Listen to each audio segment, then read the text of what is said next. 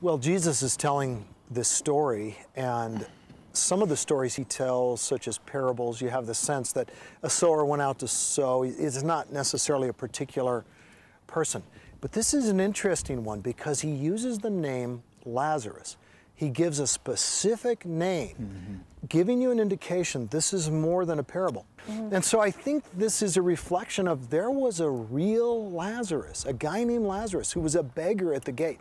There was a real rich man, and that rich man died. And this is their story. And Jesus has inside information. You know, it really helps when you're the creator of the universe and you're a member of the triune God. You have some information available to you that the rest of us don't have.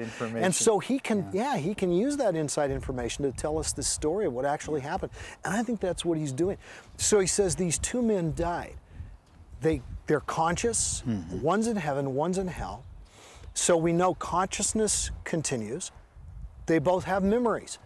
Lazarus, Abraham says, is being comforted for what happened to him on earth. Well, you're only comforted for something that you remember. In other words, comfort has no meaning. You're not comforted for a thing that you can't remember.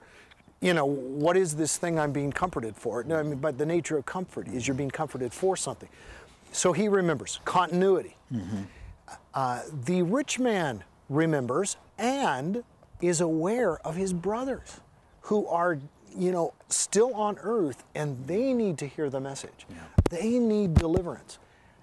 The rich man is experiencing regret.